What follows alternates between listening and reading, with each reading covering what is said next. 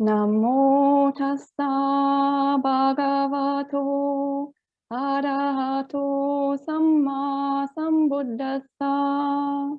Namo tassa bhagavato arahato samma sambuddhassa. Namo tassa bhagavato arahato samma sambuddhassa.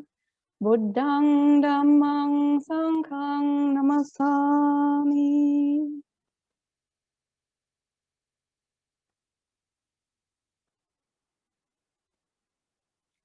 So, welcome everyone to session 4 of our course, The Foremost Theories of Old. Today we're talking about Khemā bhikkhunī, the chief disciple of the Buddha and also the nun foremost in wisdom. So, as usual, I will share my screen and then we can start right away. Oh.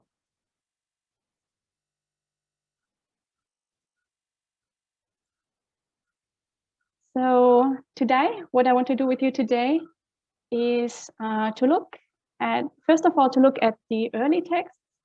So we are very fortunate that we have 2 early texts about Khemā. One is her Therīgāthā poem, and the other one is a sutta that she gives to King Pasenadi, which is found in the Samyutta Nikaya of the Pali tradition. And this sutta does not have any parallel. So we are very fortunate that it survived at least in one tradition, the Pali tradition. And once we have looked at the early texts, I want to compare that with the apadāna literature, which of course are texts that were written many, many centuries after the Buddha's lifetime. And so I want to compare first with the apadāna of the Pali school, the Theravada school, and compare how things changed over the centuries between the early texts and the later texts. And then also compare with another apadāna from another school, from a Sanskrit text called the Avadana Sataka, and see how her life story is conceptualized differently in different schools of Buddhism. So if there's a common core or if they are completely different, and that will help us also see at what point in time those apadāna literature, this apadāna literature was developed. And if there's time, we will also make a short excursion into the Chinese Vinyas, because the Vinaya texts are quite interesting here. In the Pali tradition, generally, there is a very clear distinction between the good nuns, the foremost nuns, those highly accomplished nuns on the one side, and the bad nuns, the misbehaving nuns on the other side. So usually we don't find the foremost nuns in the Vinaya as people who misbehave and as people for whom rules had to be laid down. But in the Chinese Vinayas, the situation is very different. So we regularly see rules being laid down. There are even rules being laid down for Mahapajapati, and also some being laid down for Khemā and for other of the famous bhikkhunīs. So it's like we can see a completely different side of that bhikkhuni when we look into the Chinese Vinayas. So if there's time, we'll do that. There might not be time, but if there's no time today, we'll definitely do it when we talk about Bhatta Kapilani. So yeah, we'll have to see how things go. So as I mentioned, Khemā is the foremost of the nuns with great wisdom, and she's found with that same quality in all of the lists that we looked at 2 weeks ago. And of course, she's also one of the female chief disciples of the Buddha. She's the female counterpart to Sariputta. And then, of course, the other two are Mahamoggallana and Upalavanna. And Upalavanna is the nun we are going to talk about next week. So we will start right away with her Therīgāthā poem, and which is 6.3. And I'm using Bhante Sucato's translation here. And so her poem has 6 stanzas. And actually, when we look at the poem, we will see that it's not actually one poem, it's actually 2 poems that were put together because they're both attributed to Khemā. And the 2 poems are quite different. So one poem is 4 stanzas and the other is 2 stanzas. And so we will look at them separately, and we will look at the first one first. And this first one is so interesting because it follows a pattern that we see in another text, which is called the Bhikkhunī Samyutta. So that is found in the Samyutta Nikaya of the Pali tradition, and it has 2 Chinese parallels, and the texts are also found in the Tibetan tradition. So it's very well attested in all the traditions. And the Bhikkhunī Samyutta is a collection of 10 suttas, in which the main characters are all bhikkhunīs. So it's kind of special interest for bhikkhuni studies. And in all the 10 suttas, they all follow the same pattern. So in all of the 10, a bhikkhuni goes into the forest. She wants to meditate in seclusion. And then Mara comes, Mara, the trickster god, who is always trying to disturb people and to make sure that they don't practice the Buddha's path. So he comes and he tries to disturb them. But because all of the bhikkhunis are arahants, they all see through his tricks, and they call him out. And so in the end, he has to leave, and he's defeated. So all of the 10 suttas in the Bhikkhunī Samyutta follow the same pattern. And here in the Therīgāthā, which is a different scripture, we have Khemā's poem, which also follows the same pattern, even though Khemā is not a nun who appears in the Bhikkhunī Samyutta. So we don't really know why her verses weren't included in the Bhikkhunī Samyutta, because it would make sense to have her there. But we're kind of lucky that we have her here in the Therīgāthā anyway. And yeah, we can speculate a bit later why her verses weren't included there. But I'm going to read the poem first now. So the first stanza is spoken by Mara, and it goes as follows. You're so young and beautiful. I too am young, just a youth. Come, Khemā, let us enjoy the music of a 5-piece band. So Mara has transformed himself into a handsome young man here. And Khemā replies, this body is rotting, ailing and frail. I'm horrified and repelled by it, and I've eradicated sensual craving. Sensual pleasures are like swords and stakes. The aggregates are their chopping block.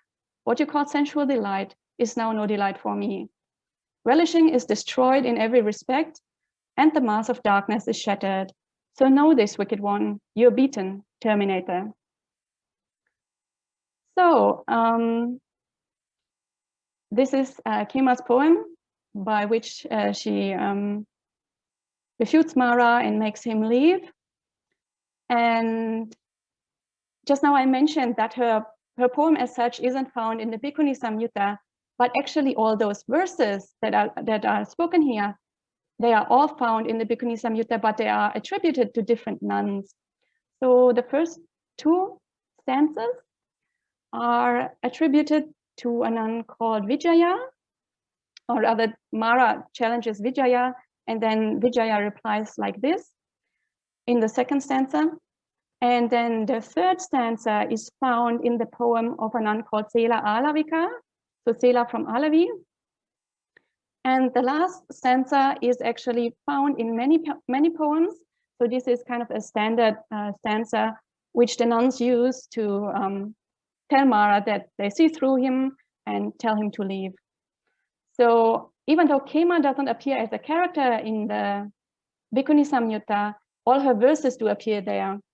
And 2 weeks ago, when we went through the list of all the foremost nuns, we saw that long list in Chinese, which had 51 nuns there.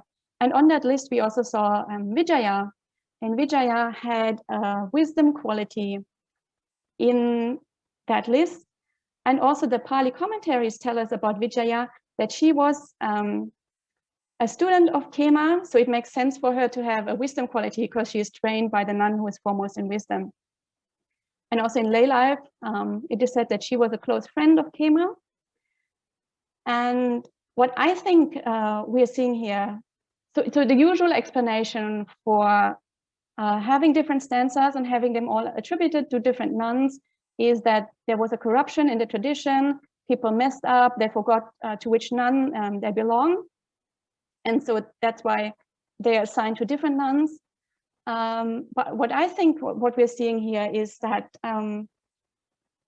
students of various teachers are paying homage to their teachers by using their poems and reusing stanzas from the poem, either unchanged as a way to pay homage, or twisting it a little bit, changing it a little bit around, adding their own flavor to it, or adding their own wisdom to it. And that's a way to show respect to the teacher, to show how much they value the teaching, and also to make sure that when they have students of their own, that they pass on that teaching to their own students. And we see that very regularly in the Therīgāthā. So this is by far not the only occasion where we see it. And in a few weeks, when we talk about Patachara, this is something we will see really a lot with Patachara and all her students, because we have poems preserved of her students as well. So we see that this way of paying homage is very, very common in the Therīgāthā also. So I think what we're seeing here is a special kind of tradition among the nuns sangha. So this is something we only see, we mostly see in the Therīgāthā. It doesn't appear very much in the verses of the monks. But it does appear really a lot in the verses of the nuns. So I think what we're seeing here is a special tradition that was common among nuns. So something that the nuns practice, but the monks might not have practiced as much. So I think it's very beautiful to connect with that old tradition, and to see that, sometimes the nuns did things a little bit differently from the monks, and they did have their own traditions and their own ways of paying homage to a teacher. So that's the first half of this poem. And now the last two verses are quite different, and they are as follows. Worshipping the stars, serving the sacred flame in a grove, failing to grasp the true nature of things. Foolish me, I thought this was purity. But now I worship the awakened one, supreme among men. Doing the teacher's bidding, I'm released from all suffering.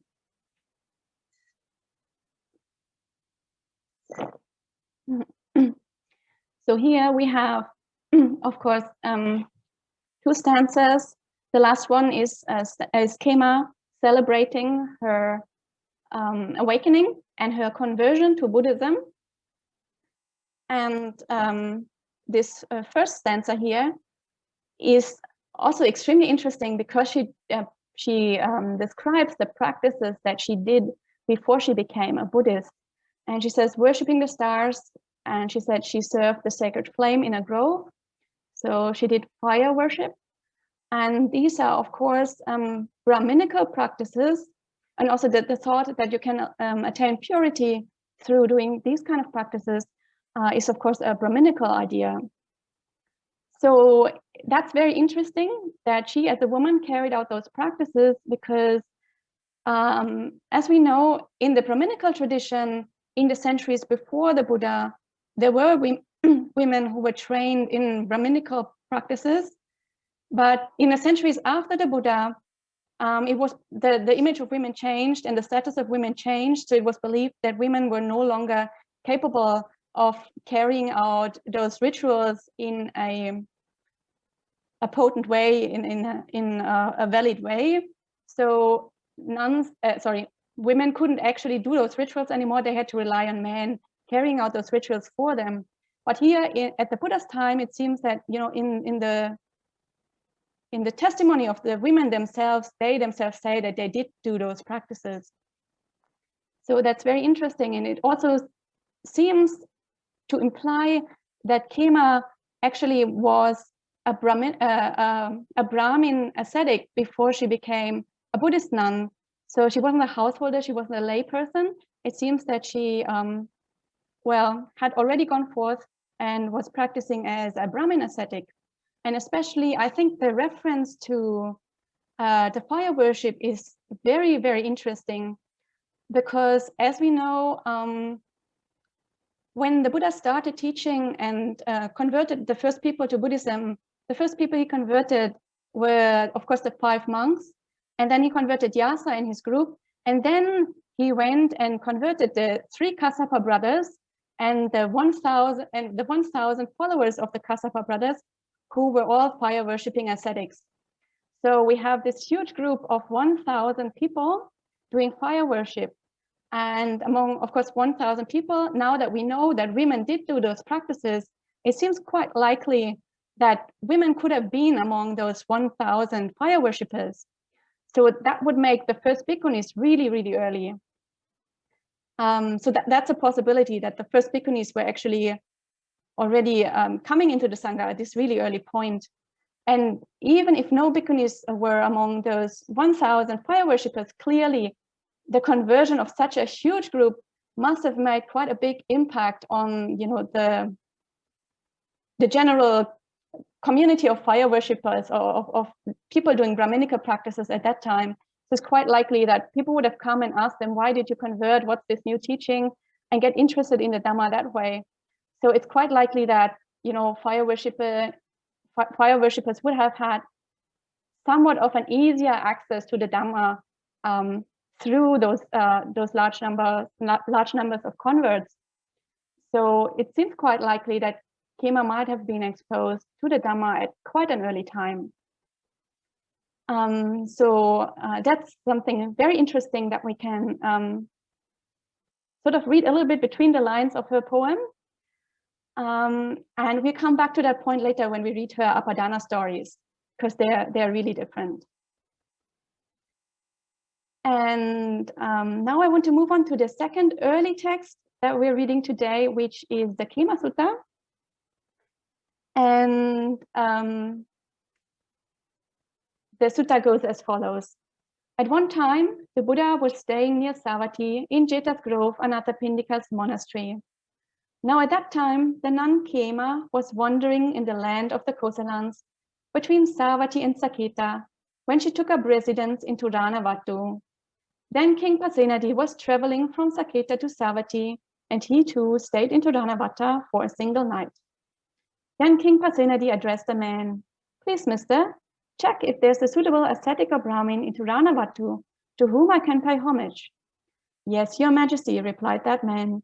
He searched all over Ranavatu, but he couldn't see a suitable ascetic or Brahmin for the king to pay homage to. But he saw that the nun Khemā was staying there, so he went to the king and said to him, Your majesty, there's no ascetic or Brahmin in Ranavatu for the king to pay homage to, but there is the nun Khemā, who is a disciple of the Blessed One, the perfected one, the fully awakened Buddha. She has a good reputation as being astute, competent, clever, learned, a brilliant speaker, and eloquent. Your majesty may pay homage to her. Then King Pasenadi of Kosala went up to the nun Khemā, bowed, sat down to one side, and said to her, Madam, does a realized one exist after death? And then Khemā gives him Dhamma teaching, which I have left out here. So what we see here is Khemā is staying in a small village. She's wandering, apparently alone because there's no companion mentioned. And then she's staying in Ranavatu, which is a tiny village. And King Pasenadi is also staying there. And it seems that he was bored or something. So he thought what he could do. And so he thought it would be nice to have a deep conversation about something. And so he sent somebody to look for an ascetic or some kind of religious person or some kind of spiritual person. And nobody else was staying there. Only Khemā was staying there. So that man suggests to King Pasenadi to go and talk to Khemā. And we see that the king goes and he bows to the nun and he sits down to one side, which is the polite way of doing things. And then he gets a Dhamma talk from the bhikkhuni. And also we see that the way the woman is described here, a good reputation, she's competent, she's clever, she's a brilliant speaker, she's learned. So it seems that those were qualities that could be valued in a woman. So a woman that was learned, that was outspoken, that could speak in public and seemed competent and clever, that was something that was highly valued in in a bhikkhuni at that time. So speaking in public or something, appearing in public wasn't a problem at all for women at that time. And then I've left out the actual teaching. But when the teaching is over, King Pasenadi approved and agreed with what the nun Khemā said. Then he got up from his seat, bowed, respectfully circled her, keeping her on his right before leaving. Then on a later occasion, King Pasenadi of Kosala went up to the Buddha, bowed, and sat down to one side.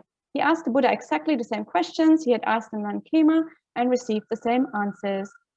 Then King Pasenadi approved and agreed with what the Buddha said. Then he got up from his seat, bowed, and respectfully circled him, keeping him on his right before leaving. So again, we see King Pasenadi being very respectful to the nun Khemā, the king bowing to the bhikkhuni, and then we see he approaches the Buddha and he treats the Buddha in exactly the same way. So there's no gender difference at all between his respectful behaviors towards Khemā and towards the Buddha. And that will also be something that we come back to when we look at the apadāna stories. And now we are moving on to the first apadāna story. So this is from the Pali tradition. And I have very, very significantly shortened this apadāna because it is very long. And unfortunately, we don't have time to go through everything.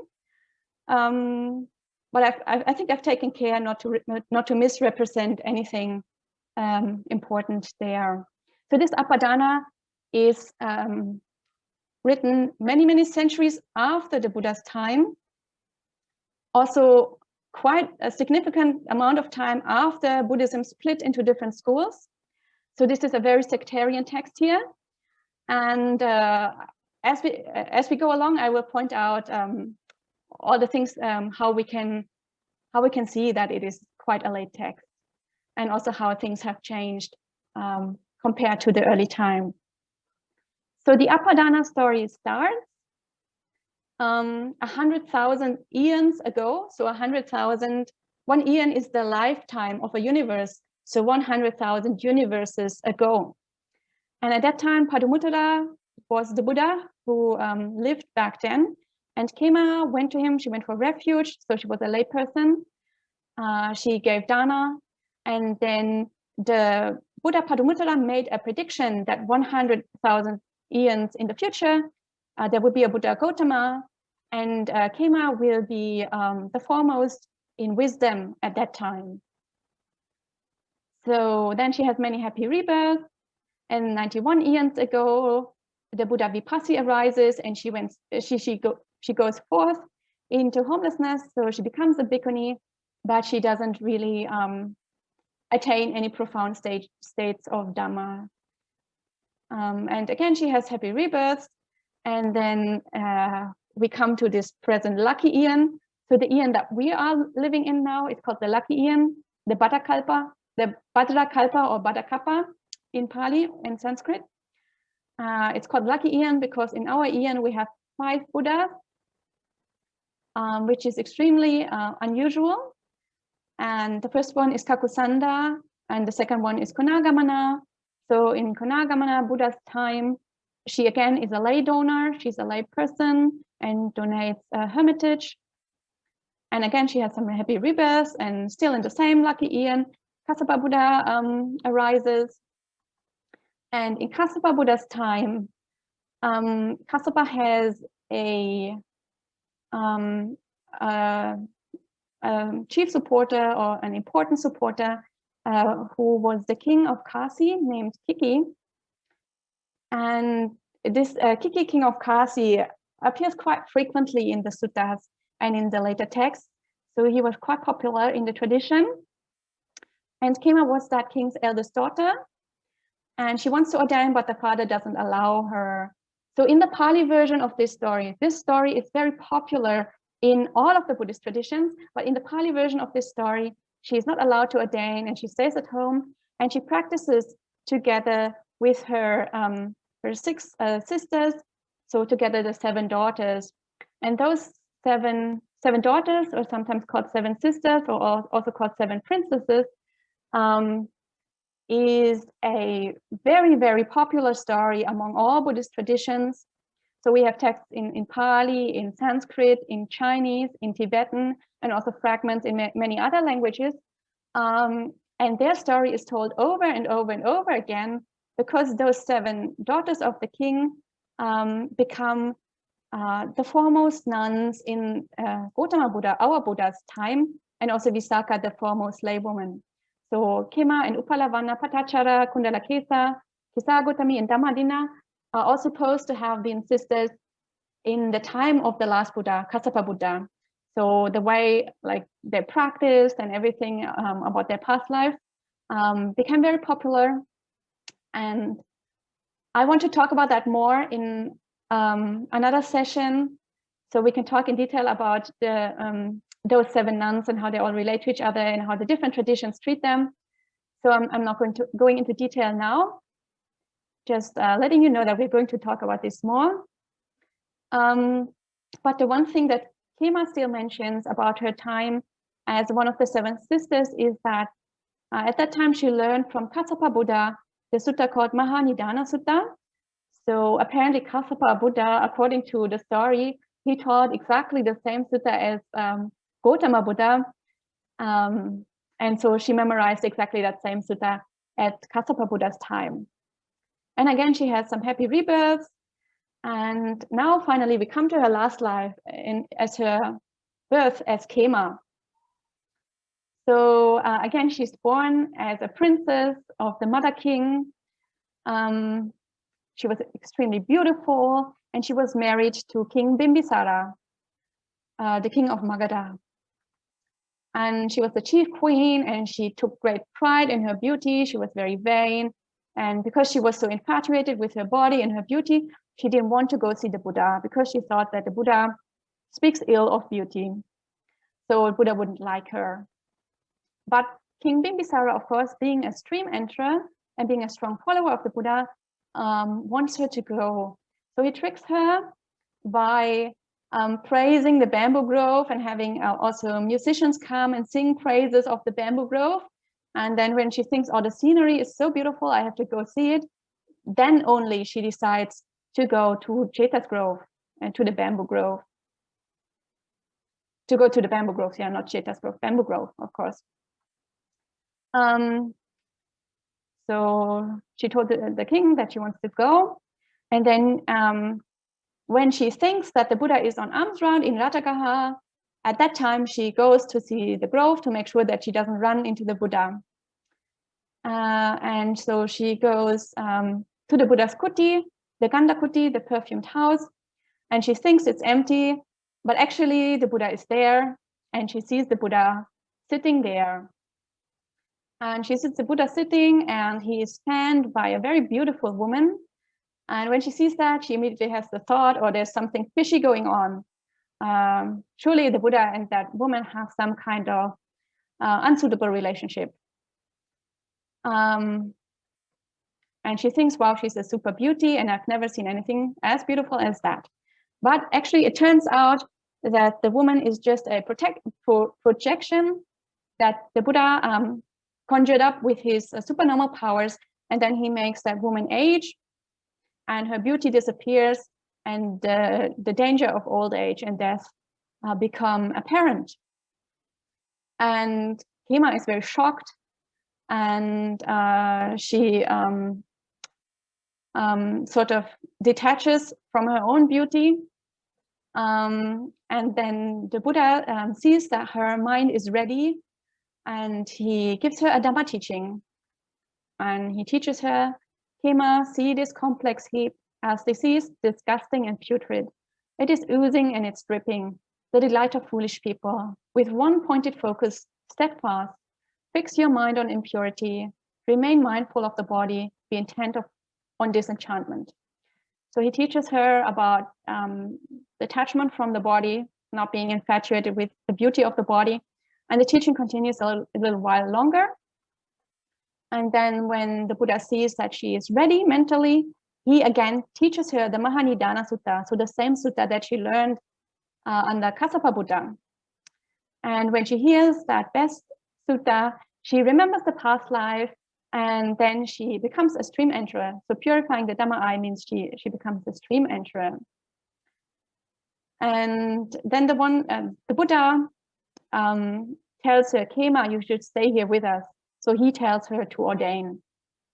And she accepts that, she bows, and she goes to see the king and tells him she wants to ordain. And because the king is a stream enterer, he of course permits her to go and says, I permit you, lucky one, let your going forth have success. So up until here, we see her story is extremely different from the early sources that we have had a look at. So at this in this story, she is a princess. So that means she's a Khattiya woman, not a Brahmin. An aristocratic woman, not a Brahmin. And actually her story, that whole story of her being infatuated with her beauty, and then the story of the beautiful woman that ages, is actually just a copy of the story of Nanda, the Buddha's half-sister. So they didn't even come up with a separate story for Khemā. They just copied Nanda's story into Khemā's apadāna, more or less. Yeah, Khemā is portrayed as a very vain woman, just, you know, looking after her own beauty and not really having a spiritual vocation, not really having a spiritual interest. She has to be tricked into going to the bamboo grove. And as we've seen, like before in her Therīgāthā verse, it seemed like that she was already an ascetic. So she had already gone forth. She had this genuine spiritual vocation. She had this deep search for a meaningful life. Of course, she didn't know what was meaningful at that time. She was seeking purity in the wrong way, but she did seek purity. And she was an independent woman. As a woman gone forth, she was not attached to any male guardian or anything. But here it's not at all like this. She has to go and ask her husband, the king, for permission to go forth. So we see that she's still being treated kind of respectfully by the tradition. Of course, she's made into a queen and she's made into a very beautiful woman, but that genuine spiritual vocation is totally lost, and also her independence is totally lost at this in this story here. And then the story continues. After 7 months, she's watching lamp flames rising and falling, and then she's profoundly moved. She sees through the conditioned things, and she attains arahantship. And then with her arahantship together, she masters various superpowers. There's a long list here. And also she attains the deep knowledges, which is necessary for someone who is foremost in wisdom. So these are typically ascribed to people who have wisdom qualities. But also here we have this verse: skilled in the purifications, confident in Kattavatu, and in the dispensation, I've mastered Abhidhammic method. So this is a telltale sign how very, very late this text is, because here it mentions the Abhidhamma. And of course, the Abhidhamma didn't exist in the Buddha's time, and it didn't even exist in the period of unified Buddhism, like the centuries after the Buddha, before Buddhism split into various schools. So the Abhidhamma is something that is specific to each school. So we know that it only developed after the schools had already split. And especially here, it mentions the Kattavatu. And the Kattavatu is the 7th book of the 7 Abhidhamma books. So the last book of the Abhidhamma, it was written the latest. And the Kattavatu actually deals with various viewpoints of other schools from the Theravada point of view, and how to refute those other schools and their doctrines. So it's clearly arisen at a time when the different schools already had very much developed their own distinct features and their own distinct points of doctrine. So we can see that, so that helps us to actually date this apadāna in time, and we can see it is really like squarely sits in the middle of the sectarian period. It's not an early text. And then here we have the incident described in Turanavatu, and it's also very different from the early text. And it says, then being asked subtle questions in Turanavatu by the queen, wife of the Kosala king, I explained according to truth. And at that time, the king, approaching the well-gone one, so the Buddha, asked him as well. Then the Buddha explained just as those questions were explained by me. The victor, thrilled at that virtue, then placed me in the foremost place. The ultimate man then dubbed me chief of the nuns with great wisdom. So we can see the story in Turanavatu also has changed. It is no longer the king who goes and talks to the nun. It's the queen who goes and talks, but of course the king himself goes and talks to the Buddha. So this is interesting because both of the texts belong to the Pali tradition, and it's very clear that this incident refers to that sutta that we read before, because Turanavatu is a place that is really very obscure and it doesn't occur often in the suttas. So we know that they were aware of the sutta and knew, even though they knew the exact wording of the sutta, and they knew that in the sutta it's the king himself who goes and who bows and who gets a teaching from a bhikkhuni. It seems that at this later time, this was so inconceivable that they were not able to put that story in this apadāna, and they had to change and make the queen talk to the bhikkhuni instead, because it's no longer conceivable that the king as a man could bow to the bhikkhuni and get a teaching from a woman. So this again shows us how much the image of women has changed over time, and how much the status of women has changed over time. Yeah, and this incident of her teaching the king / the queen is what earns her this title of chief of the nuns with great wisdom, according to the Pali tradition. And then there are a few last verses where she just celebrates her enlightenment. Yeah, and that is the legend of Khemā Therī in the Pali tradition. So we see there's a very significant difference between the later tradition and the early text. And now, as I mentioned, I want to still show you an apadāna text from the Sanskrit. And that text comes with the slight disadvantage that there is no English translation for this text.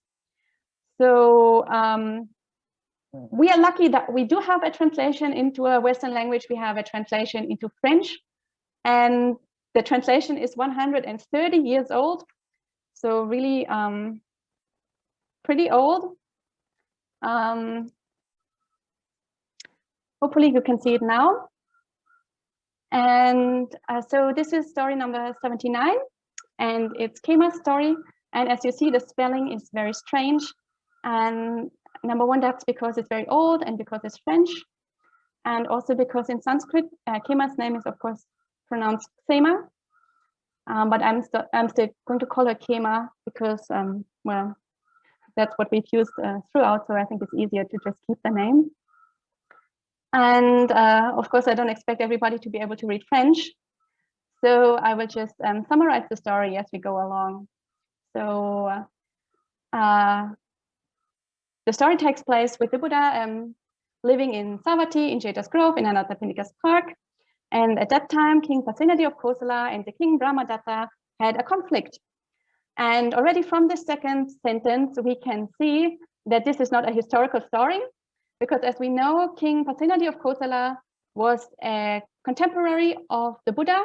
He did live at the same time. He is a historical figure, but King Brahmadatta is a mythological personality. So King Brahmadatta regularly appears in the Jataka stories. And so there are dozens and dozens of Jataka stories that tell past lives of the Buddha. So a long time before the lifetime of this lifetime of the Buddha. And many of those Jataka stories start with the words, when Brahmadatta was king of Kasi, the Buddha was born, or the Bodhisattva was born in such and such a circumstance. So since it obviously is impossible for the Buddha to have dozens and dozens of lives, in the lifetime of King Brahmadatta, that just means, it's just supposed to mean a long time in the past. So the same way that we say when we tell fairy tales, we say once upon a time, they said when Brahmadatta was king of Kasi, to say a long time in the past. So straight away we can see that this is not something that even tries to tell accurate historical events. So anyway, they had a conflict according to this story, and King Pasenadi went to the border with his army and set up camp there. And King Brahmadatta also went to the border with his army and set up camp there. And so both of them made their chief queen come, and they spent time together. And so 9 months later, both of the chief queens gave birth on the same day. And the chief queen of King Pasenadi gave birth to a girl, and the chief queen of King Brahmadatta gave birth to a boy.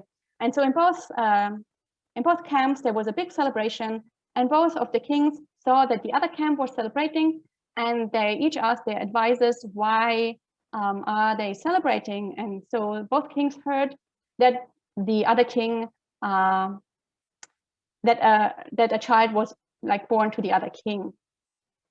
And so King Brahmadatta sent a messenger to King Pasenadi and told him, I heard that this lucky event happened to you, a daughter was born to you, and a son was born to me. So let's marry them, or at that point probably let's engage them. And in that way, we will end our conflict here. And King Pasenadi agrees. And so both of them rejoice and make a big celebration. And because of that, the daughter is called Khemā, which means safety, and the son is called Khemā. And yeah, in due time, they grew up, and the young man started to send jewelry to the young woman. And then the young woman asked who is sending all those presents to her. And so the messengers told her the story about her engagement. And she straight away went to her father and told her father, I'm not at all interested in the satisfaction of desires. I actually want to ordain in the teaching of the Buddha. So please give me permission for that. And the king says, I cannot give you permission for that because I was so happy about your birth. And then the King Pasenadi sends a messenger to King Brahmadatta and tells him, the young woman wants to get ordained, so come quickly and take her. And King Brahmadatta answers, yes, I'll come in 7 days. Please make all the preparations. So when Khemā hears that the news that she will be married in 8 days, she's absolutely horrified and very, very distraught. And so she goes to the roof of her palace building and turns towards the Jetavana where the Buddha is staying, and she begs the Buddha to protect her and to save her. And the Buddha, of course, with his superpowers, he hears what's going on. He sees and hears what's going on, and he sees that Khemā is ready. And so with his superpowers, he comes to Khemā and he gives her a teaching in such a way that she attains to anagami, to non-return. So she's completely beyond all sensual desires at that point. And when the 7th day comes and the hour of the marriage came close, the son of the king came together with hundreds of other young people. And the Brahmin chief priest did all the various ceremonies. And when it was time for the joining of the hands between the two, Khemā, and it says here in sight of several hundreds of thousands of beings, like the king of swans who extends his wings, she flew up in the sky and then showed various miracles. And King Pasenadi, King Brahmadatta, Khemā, and all the other beings, they were extremely astonished, and they fell at her feet and they begged her to forgive them and tell her that it would be very out of place if she were to engage in sensual desire, in sensual pleasures. So Khemā comes back down, and in front of the crowd, she gives a Dhamma teaching in such a way that several hundreds of thousands of beings become stream enterers. And then Khemā gets permission from her father to go forth, and she gets ordained, and in due course she attains arahantship, and the Buddha names her foremost among those with great wisdom. And apparently he names her foremost of great wisdom because she converted those hundreds of thousands of beings with her Dhamma talk. And then the bhikkhus ask the Buddha, why, like what kind of practices did she do in her past life so that she could attain to this foremost state, a foremost bhikkhuni of those with wisdom. And the Buddha tells them that under Kassapa Buddha, so the last Buddha, the Buddha just before Gautama Buddha, she was the daughter of a millionaire, and she made large donations, and she became a bhikkhuni, and then her bhikkhuni teacher was put in the place as the place of the foremost in wisdom by Kassapa Buddha, and then she aspired to attain that same state under Gautama Buddha. And yeah, that's pretty much the end of this story. So when we compare this story with the other apadāna story from the Pali tradition that we've just read before, we see that the stories are extremely different in some ways. In most ways, the only thing that they have in common is that Khemā is seen as a princess, the daughter of a king, but it's not even the same king. And she's not even married off to the same king. The only thing that is in common is the princess thing. But here in this story, she does have a genuine spiritual vocation. She wants to go forth out of her own accord. She has faith in the Buddha. So that's also very different.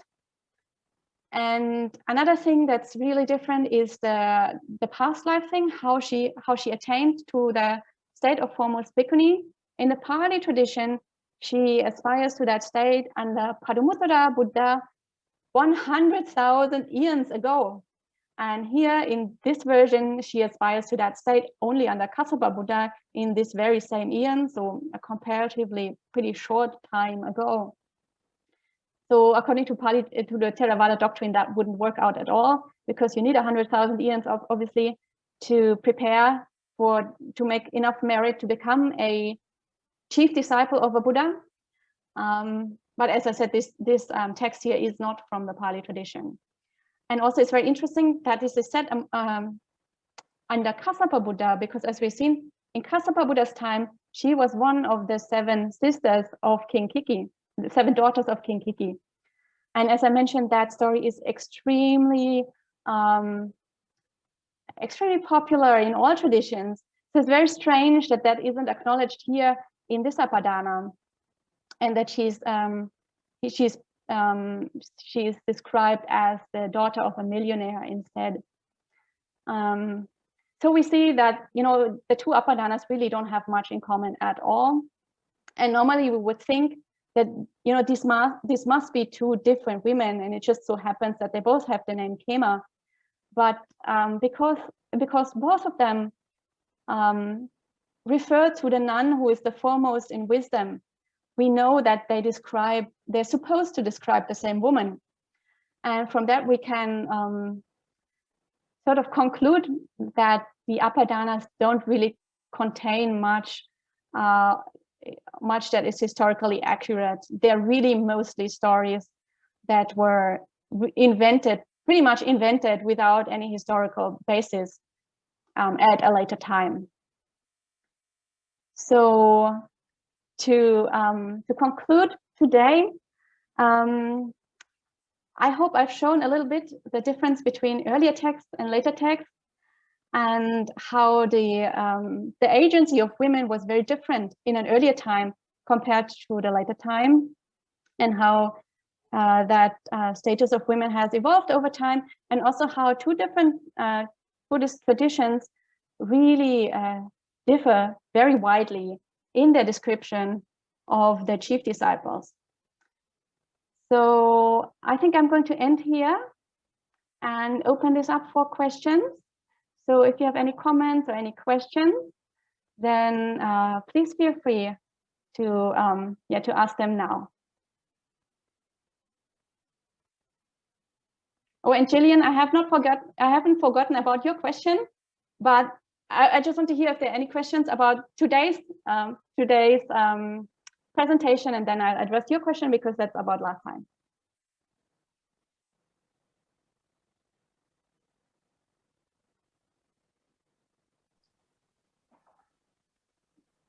Esther, yes?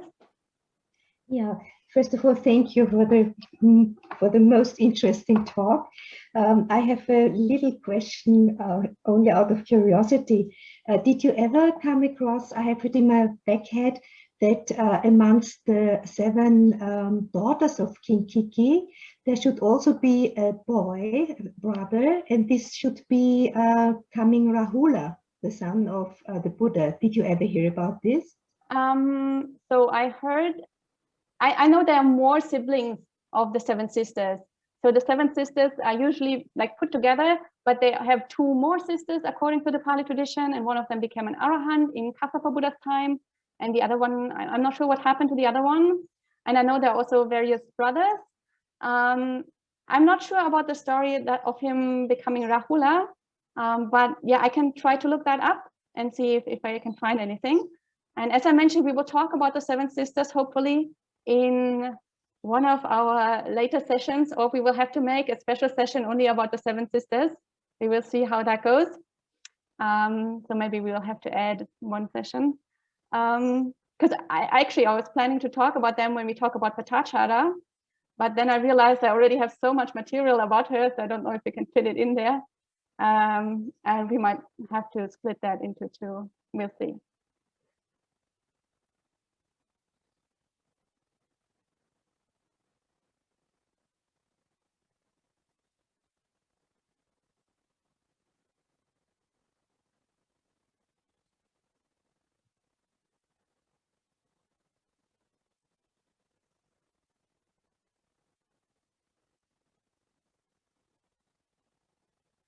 So if there's no further question for the moment, I will address Gillian's question. And if another question comes up, you can still ask them afterwards. So Gillian had a question about what we talked about last time, because she wasn't here last time and she watched the recording. And last time we talked about Mahapajapati and about the 8 Garu Dhammas. And in the 8 Garu Dhammas, it mentions about Sikamanas. And so Gillian asked if Sikamanas are the same as Anagarikas nowadays. And no, they're not at all the same. They're very, very different. But it's very difficult to describe it in short. So very briefly, an Anagarika is still a layperson, but a Sikamana is very clearly a nun. And her position is, like her status in the sangha is even higher than a samaneri. And her ordination is also very different. Her ordination is done by a full sangha of bhikkhunīs. So it's very similar, or a little bit similar to bhikkhuni ordination, but it's not yet a full bhikkhuni. And of course, a Sikamana only keeps 6 rules, whereas a samaneri keeps 10 rules. So how that makes sense is very difficult to explain unless we have a lot of time. And I have to say, in the Pali tradition, it absolutely does not make any sense at all. You have to resort to all sorts of mental gymnastics to somehow make a little bit of sense of that. And I don't think, any of those mental gymnastics, they're not really, people are really sort of trying to grasp at straws, because it really doesn't make any sense. And the way to make sense of that is by doing comparative studies with other Vinayas, and even most of the other traditions don't make any sense. But there is something very interesting in the Dhammakuptaka tradition. And when I saw your question, I saw that, and I saw that there's some interest in exploring that. I thought we should actually add another session and talk a little bit about Bhikkhuni Vinaya, because I mean, I know it's not very interesting for lay people, but if we at least talk a little bit superficially about Bhikkhuni Vinaya and about comparative studies in regard to Bhikkhuni Vinaya, there's so much we can learn about how the monks preserved our texts and how different schools sort of had a common core but evolved into different directions. And I think that at least one session about Vinaya would be really, really helpful to understand the broader context. So I hope that you're up for that.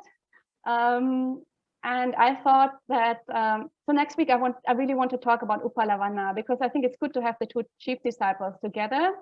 But I could squeeze in one session in the week after, and then so we push Patachara and everything after that, push it back 1 week and insert one session about Vinaya then. And I think there are some things that might be quite interesting, and we will definitely explore the Sikamana question in some detail in 2 weeks then, and try to see if we can make sense of that. Thank you very much.